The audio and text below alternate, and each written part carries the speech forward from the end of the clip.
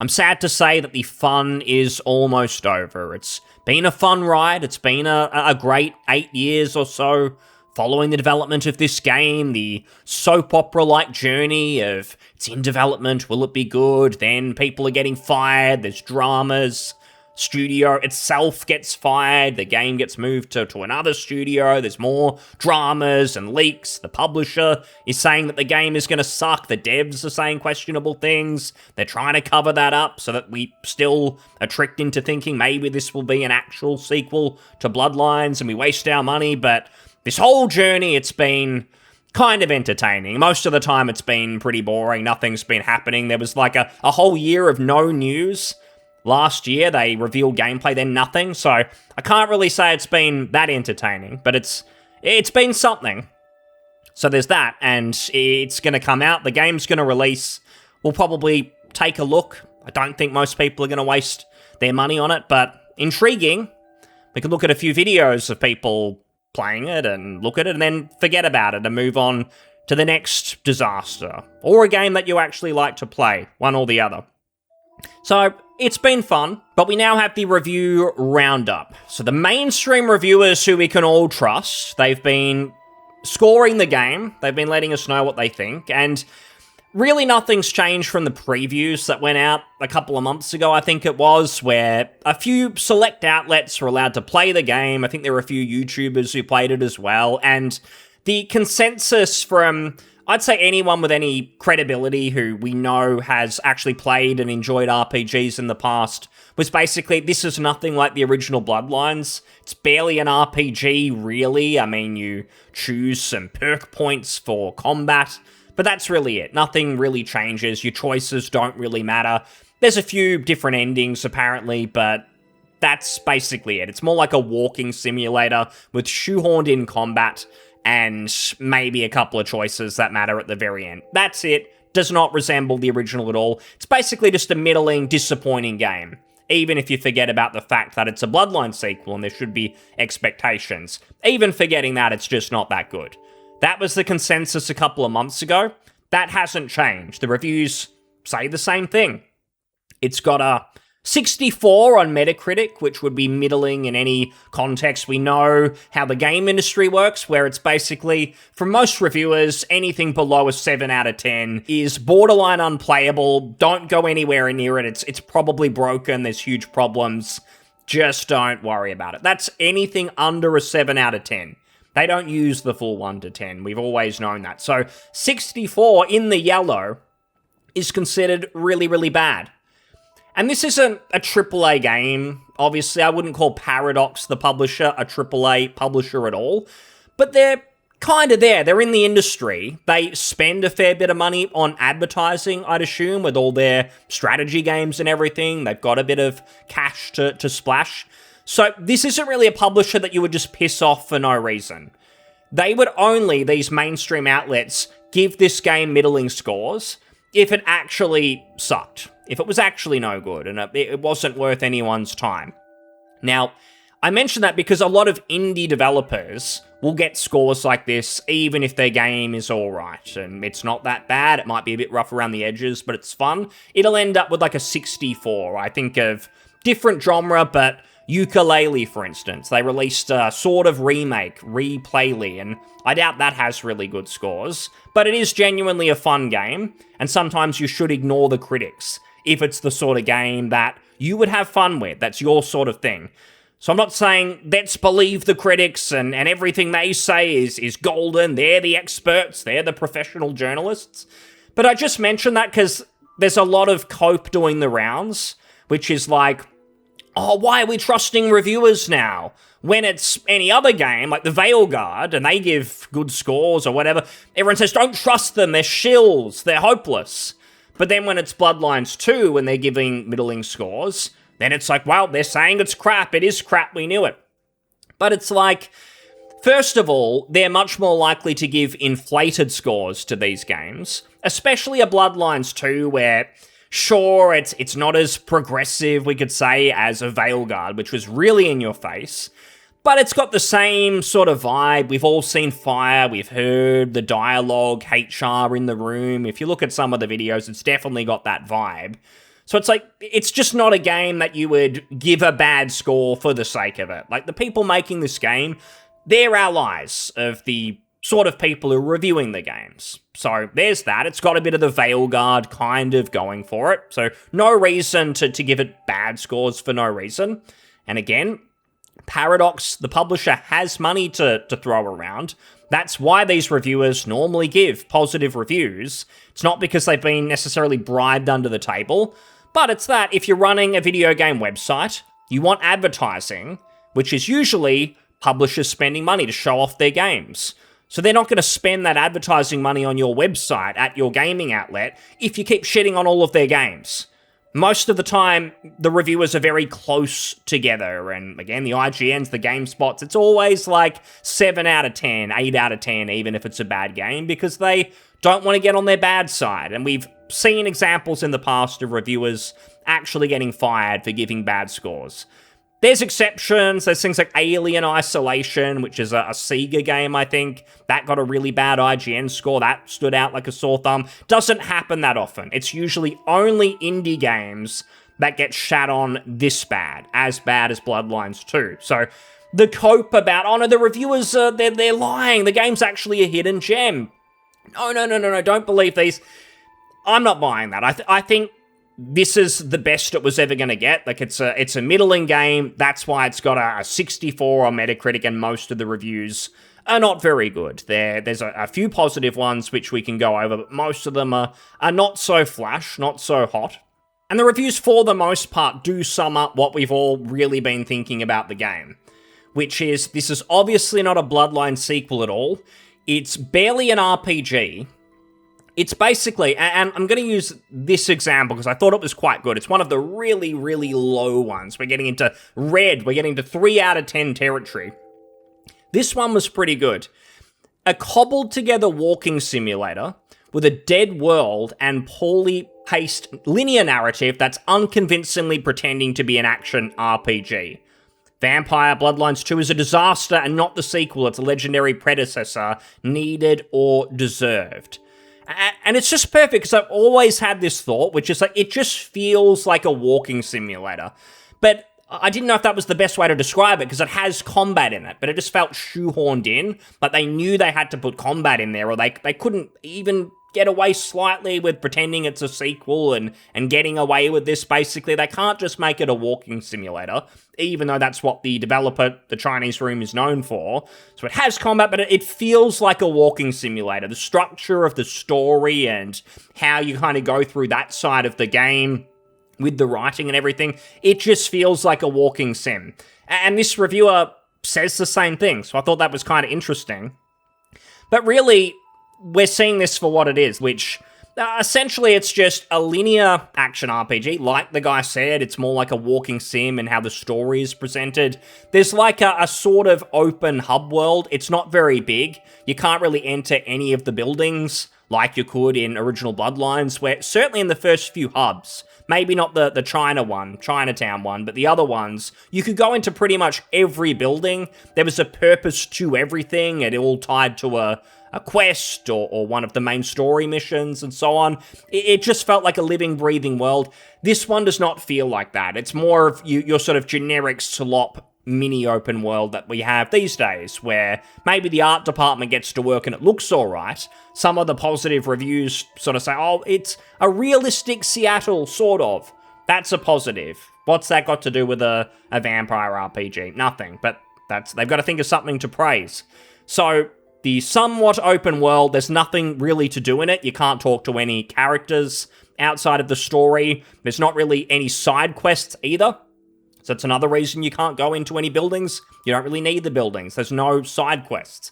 The ones that are in there are just generic filler quests. It's like fight some people or clean up some graffiti, I think, which mechanically is probably just pressing a button in front of the graffiti and doing that on repeat 15 times. You get that quest every night in the game. It's split into nights or something. So that's the sort of content you can expect outside of the linear narrative.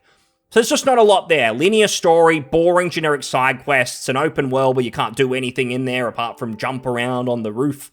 As soon as I saw that, that was a big red flag. It's like, you've got this city, but your praise and what you're sort of pushing is being able to jump around on the roof and climb around on towers and everything. It's like, this is not going to be like the original if that's what you're encouraging, for you to avoid the streets at all costs. And it's not like it's just for Nosferatus or something. This is for every clan. That's it. They want you to avoid the streets because there's nothing to do there outside of those really boring side quests. So linear game, you go through, there might be some different endings, that's it. I doubt this is the worst game in the world. Something else I've always felt about this, the Chinese Room aren't really the worst developer ever. Some of their games, like Amnesia, A Machine for Pigs, I think it was, I thought it was okay. I played it because I liked the original Amnesia, the Dark Descent, and that was a solid horror game. It was quite fun. Played a lot of those sorts of games, and this one, they did pretty well. This Machine for Pigs, the follow-up, not as good as the original, but it was okay. The story was solid enough, and it's probably what you get here. Like, the main story narrative probably isn't that bad. Maybe some of the writing and dialogue is questionable, and the tone certainly isn't like the original Bloodlines. There's not going to be any of that edge whatsoever. Again, that sort of HR is in the room. But the story's probably not that bad from video game standards. So if you just play through that, it's probably not the worst. That's why you get some of these, like 7 out of 10s, 8 out of 10s, purely based on that. But in terms of how it connects to being a Bloodline sequel, that is non-existent. And that really is the disconnect in the reviews, where the positive ones seem to be from people who haven't played the original Bloodlines or just don't care that much about it. There was someone who was like, oh, I played the original when I was 11 and I sort of remember it, but I've moved on to other things now. It's like, well, you don't remember the game. You wouldn't have really understood it or would have been able to get into it at 11, I would have thought. So it's like, why don't you get someone who actually has played the original to review it? But they just don't care, do they? So that's really it for a lot of these green ones, the 7.5s and above. Half of them aren't even in English, so I can translate them, but I don't know if I'm getting all the context and so on. Thought that was a bit weird that most of the positive ones are not even in English. There's a few, but not many. Then you get the yellows, where it's just the same stuff. It was a letdown, it's not a sequel really to Bloodlines, but it's not the worst game ever. That's your yellows, your 6s, your 7 out of 10s, and then obviously those really, really negative ones, which seem to be from people who did like the original Bloodlines game. It is a favourite, they like CRPGs, and this doesn't even feel like an RPG at all, and none of the content is very good, and most of these people, a linear narrative is probably not going to be satisfying when an action RPG was marketed to you. There were all those lines that did the rounds, like, oh, this is like Dishonored Light, and so on. That was just blatantly untrue as well. It's like, there's combat, and again, you can climb the roof and so on, but it's not a Dishonored game whatsoever. That requires level design. There's a lot that goes into those immersive sims, whatever you want to call them. This is definitely not it. Like, it is more like a walking sim, as has been stated. So, manage expectations. I think that's important. So, across the board, just very mediocre, but also not shocking. Anyone who's followed this development knew this was coming. There's nothing about it that's like, oh, I was expecting much better. I thought they would pull this out of the bag. They'd pull the cat out of the hat. We get something. Not really. Like, they were hiding the game not that long ago. Like, they were barely able to even show you the clans. I've mentioned this many times. The GIFs and screenshots of the clans, which were like a year ago. So a year out from release, they couldn't even really show you any footage of the game. Very little. They showed you the start of the game, and that was really it. So I'm just surprised they were actually ever able to even deliver a full-fledged title. I think it's 20 hours or something like that. Sure, there's fetch quests in there and really generic side stuff, but the main story's probably a dozen hours or so if you rush it, I'd assume. So there's a lot of padding with this mediocre combat that they talk about and getting through the missions. It's still like a 20-hour game or something. So they've released a full game. Bravo. I think that's better than I would have expected a year, 2 years ago. Certainly when it looked like the whole thing would get canned after Hardsuit Labs. So this is just what I expected. There's nothing shocking here whatsoever. But there are a few of these copers I see where it is like, oh my god, something must be going on here, this is a conspiracy, these mainstream reviewers, I knew I couldn't trust them. It's usually the same people who did trust the reviews when Veilguard was getting a 9 out of 10, and it was like, yes, all those grifters who were criticizing the game, they were totally wrong because it's blowing our socks off, it's a new beginning from BioWare, this is it, and then, oh no, the reviewers did lie, this is really not that good, we can't really keep the charade up now that the game has come out. There was that whole debacle. Those same sorts of people, they're the sorts of people who might have thought this Bloodlines sequel would be good, it'd be their sort of thing. Now they're the ones trying to say, oh no, the reviews are bullshit, they're saying the game sucks, there's something going on, it must be some sort of agenda. Who are these reviewers? I don't trust them, but it's like, these are the same people. A lot of the reviewers, I've gone through them, it's like a lot of these people were giving Starfield a 9 out of 10. They were giving the Veilguard, same guy gave it an 8.5 out of 10. And then they give Bloodlines 2 a 7 out of 10. What does that tell you? If they're giving these middling games decent scores, Bloodlines 2 is even lower than those. Even just forgetting the scored system, someone who says this is worse than the Veilguard. It's much worse than a Starfield or something, and I do say, for all the joking about Starfield, it's obviously going to be a lot better than this. But still, you're saying that the Bloodlines 2 release... But still, you're saying that Bloodlines 2 is much worse than those games. Like, that is where you can just accept that. There's no hidden gem here. The reviewers aren't lying. Like, it's just a middling game. It's very simple. You follow the development hell, things weren't going too well, Paradox basically admitted, along with the Chinese Room director who made this game, that they were asked to call this Bloodlines 2. It was never meant to be a Bloodlines sequel. I wouldn't be shocked whatsoever, just thinking about it, if at some point this developer was maybe tasked with making a Vampire the Masquerade game, a non-Bloodlines game, and they started work, and then all of a sudden Paradox said, no, you've got to make this a Bloodlines game, because we don't want to have to refund people now that we've had this whole debacle with Hardsuit Labs. You now need to make this a Bloodlines 2. Come on, guys. And then they did it. The director did say, we were asked to call this Bloodlines 2. It may also have been they were making some sort of supernatural walking simulator at some stage, and then the Chinese Room's publisher went to Paradox and said, hey, we're making this game, so give it to us, give us the license, we'll turn this into Bloodlines 2, give us a bit of extra cash, fund the development of the game, and we'll make this happen. That's another plausible scenario as well, because we do know that it was on the Chinese Room side that they said that they could do this.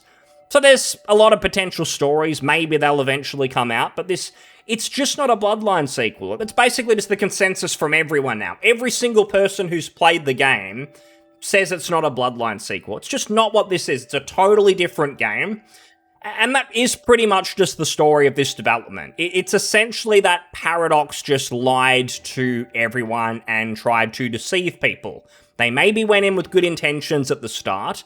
With Hardsuit Labs, they got the right people on board, or so they thought. Like, they did get the original director back. They got Chris Avellone, some other reasonable people, but it still fell apart, maybe because of some of the others. The Carl Ellisons and other clowns that we know who were involved. I think Carl Ellison is actually dating Brian Mitsoda, so I don't want to get full-on soap opera, but it's like he failed to dodge a bullet, it seems, and the whole project fell apart, so it was... The chances of this being acceptable went away like 5 or 6 years ago. We've known this was going to be awful for a long time, but Paradox just kept this charade up. They didn't want to refund people. They wanted... The Steam wish lists and the pre-order numbers were quite good early on. There was actually a lot of hype. So they just tried to fool casual fans who had no knowledge of this development hell and all the problems, changings of studios and so on. And they're just trying to fleece those people. They're putting the Bloodlines name on something that is not Bloodlines and just hoping to trick people. That's the whole story of this release, really. It's not even really the Chinese Room's fault. They don't have the expertise to make a CRPG. The studio people themselves didn't really ask for this. It was publishers, but it does just feel like a massive scam. So when you see people trying to defend this and still coping with it, it's like you're just pushing Paradox's own propaganda, basically. You're just pushing what they want, which is to trick people with the marketing and nothing else. That's why I feel like that whole, oh, you're getting the clans now for free, hooray! You're not going to get charged DLC, we're going to give you other DLC later, we're listening. It just sounded totally fake. In fact, the physical copies of the game have a sticker on them saying 6 playable clans. How did they get that sticker on there so fast? That seems weird. Because they obviously shipped those out some time ago, I'm sure, long before they ever announced that those clans were going to be free. So without going full tinfoil hat, it's like, surely those stickers were always there. It just seems like it was always in their plans to do that. To make it a big marketing trick, a marketing move, where they said, oh, you'll be paying for the clans, they're DLC, and then the next day, pretty much, no, they're free now, and we're going to charge you for some extra missions down the track. We're listening, people seem to get on board with it, at least Reddit and maybe some other sites did, it seems like. And now there's some goodwill around the game, there's some people shilling for it, which doesn't actually make any sense, because it's like all the concerns people had with the game, regardless of whether you think that I'm totally wrong about that scheme with the clans, people were negative about the game because of what you'd seen, the content of the game, the tone of the game, the lack of bloodlines-ness, basically. Nothing changed. Sure, they might have listened with the clans, but it's like the game itself hasn't changed, and it always looked disappointing. So why are you optimistic now? There was nothing really ever to get optimistic about if you're actually an original Bloodlines fan, and that's what you were looking for out of a sequel. And you see some of these posts, it's like, I can't wait for the game to release so we can get opinions beyond, but this reviewer said, basically saying, don't listen to those negative reviews, I'm just going to play the game. How could you know that this game isn't good until you buy it and you spend your money? There are even people saying, I've heard it actually gets better as it goes along, so just wait. Don't judge the game in the first 2 hours when you're still eligible for a Steam refund. No. You've got to wait like 5-10 hours, really get into it, because it picks up. Wait until later to make your decision, and you have to buy it. You can't judge the game whatsoever until you've spent your money. There's a lot of that sort of stuff going on, so that's always interesting. But this guy says, I'm going to have to leave this subreddit until release. It's miserable here. I just want a vampire game set within the Masquerade World of Darkness universe. Not Game of the Year or whatever, but a fun vampire experience. The saying goes, a game made for everyone is a game for no one. It's an interesting phrase, because like, who is this game for? It's not for Bloodlines fans. It doesn't seem to be for RPG fans. I mean, it's not even for walking sim fans, because they shoehorned in combat. In fact, that is actually the problem, that it is a game for no one. It doesn't really have a direction, because the Chinese Room probably wanted to make more of a walking sim, but that wasn't acceptable, because Paradox needed to at least somewhat build this as a Bloodline sequel, so they were forced to put combat in. And most of the reviews say, despite the focus on combat and some of the earlier praise people were maybe giving to some of the footage, where it's like, oh, this looks a bit like Dishonored, the combat looks alright, looks fairly smooth, it's not even really something people are praising in even the positive reviews. They even say the combat's repetitive, it's kind of boring, it's kind of bland, it's not that interesting. It just feels shoehorned in to pad the game, and so they could say it's a bit more like Bloodlines. So the game actually is for no one. Maybe if you're just a World of Darkness fan who just is up for anything, maybe this is better than nothing. That's where we're pretty much are, but it's the usual Reddit thing where it's like, everyone's just miserable here, which kind of just translates to, you just want, they call it a safe space where no one's criticizing the game, like I remember the Veilguard sub tried to be, where no, we just praise the game, anything negative needs to be banned, and you all need to be thrown out of here, because I can't enjoy the game unless literally everyone is pushing that same positive message. It's gotta be an echo chamber or we can't enjoy it. And people comment, I'm expecting an okay to good Vampire the Masquerade game where I can low-key roleplay as a slightly variable elder. And so far, that seems to be what we are getting. And when they say roleplay, these people, they mean they can just use their imagination. I see this a lot, where it's like, well, where are the mechanics? There's no perks or skills or anything related to roleplaying your character. So it's all the same. There's a few combat mechanics, but that doesn't feel like Bloodlines, does it? Like, I thought we'd be doing a lot more, like in the original. And they go, just use your imagination. Why can't you use your imagination? There must be something wrong with you. There's nothing wrong with the game. I'm going to be role-playing a slightly variable elder, so it's totally fine here. I can do that. It's not the game's fault, it's your fault. That sort of thing I've seen, which is interesting, because I'll read a book if I want to use my imagination. This is meant to be a sequel to Bloodlines, and they didn't even bother. Paradox, again, they're the main ones I'm blaming for this, but the developers clearly didn't have the expertise. There's none of that in the game. I'm not immune to being internet salty, but it sure does get exhausting when you're not buying what the salt mongers are selling. And this is what they're trying to push now, a lot of these people, where it's, if you wanted this to be a Bloodline sequel and you're disappointed that the marketing is false and you were basically lied to, if you're a casual fan especially, and just passing interest, oh, that Bloodlines 2 is finally coming out. I remember a decade ago when it was announced. I'll have a look. Oh, hang on, this is nothing like the original. This just feels cheap. It just feels like a cash grab. This isn't a Bloodlines game. Oh, well, now you're just a salt monger. You expected it to be like Bloodlines, because that's what they actually marketed to you, and when they were trying to secure your pre-order for the nostalgic Bloodlines 1 jukebox, that's something they shoehorned in there. When they were trying to get your money for that, it was all Bloodlines, it's a sequel, this is Bloodlines 2. But when you experience it, or you check out just some of the reviews, almost every single review, which says pretty much the same thing, this is not Bloodlines, this is barely an RPG. There's not a lot going for this. Maybe the story's acceptable by gaming standards. And if you're not satisfied by that, and you're not praising it and you're getting excited, you're just another saltmonger. If I'm being honest, this subreddit has been flooded with the same trash that takes the time to review bomb games they've never played. It's this thing again, you can't have an opinion on the game unless you buy it and you spend your money on the game. How could you have an opinion otherwise?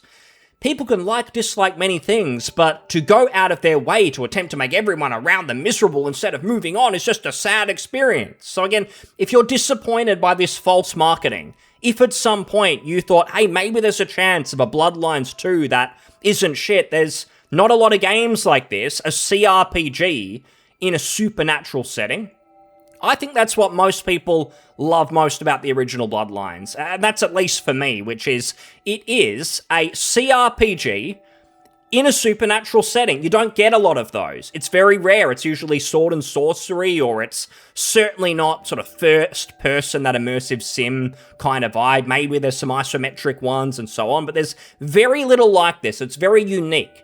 That's why people were waiting with bated breath, had a lot of patience for this as well, were willing to maybe give this a chance if they could pull this off.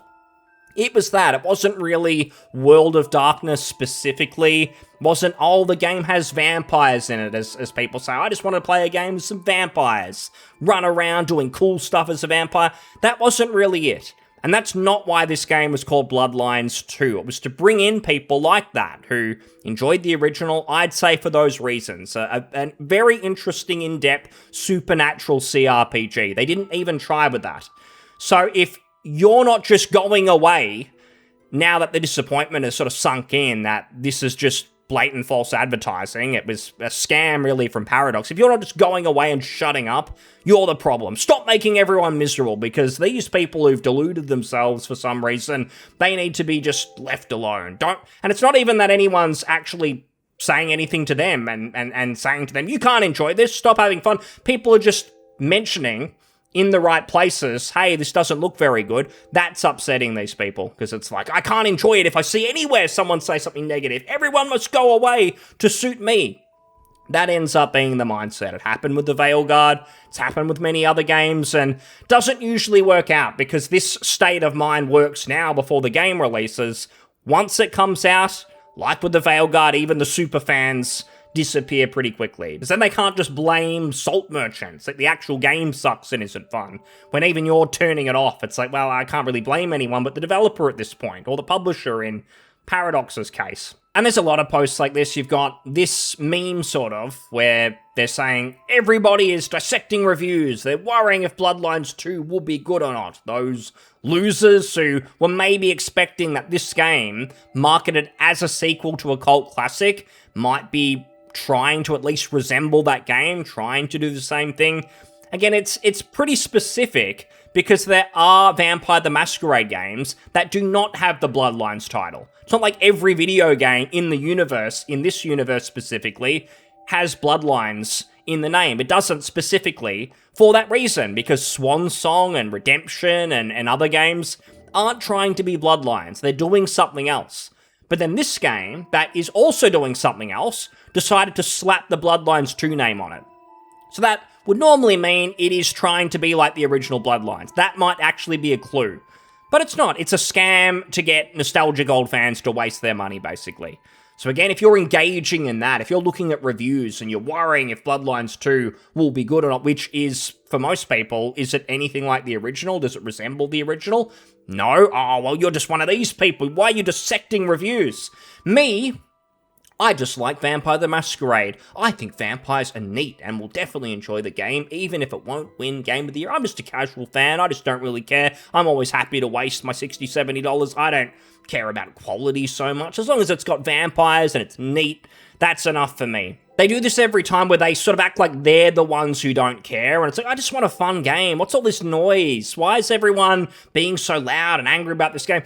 No one's really being that upset about the game because we've known for a long time that this is what we would expect, that it isn't a Bloodline sequel. The disappointment turned into acceptance like 4 years ago. Most people, the cat was out of the bag a long time ago, that this just wouldn't be what anyone actually wanted. But you get these people, oh, they're just the casual fans, they don't care. But it's like, if anyone's saying anything questionable about the game, and they're maybe bringing up a really negative review, they might just go, well, a 5 out of 10 from this outlet? That same person gave Starfield a 9 out of 10. This is sounding pretty bad.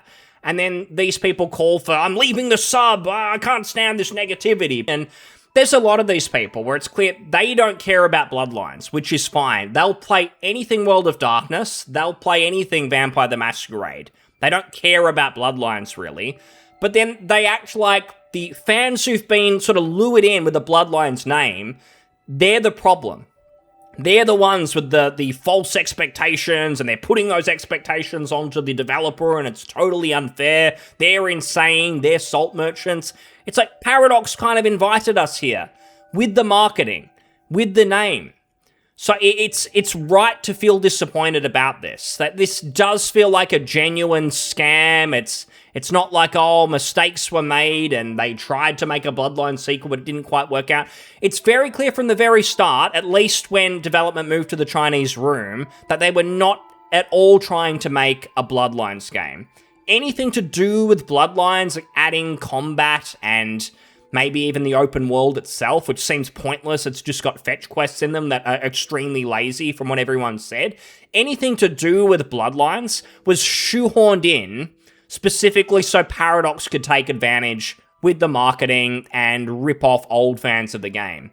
And now this community, at least, is blaming those fans and calling them salt merchants and outrage merchants and everything like that. So really the lesson of this whole development cycle and this game and many others that we see these days is for us older gamers who have our nostalgic IPs and video games that we loved, just let this be a lesson that they're just going to continue to get used against us. They'll lure us in with false marketing and a false hope of, oh, we might actually get something like that original classic.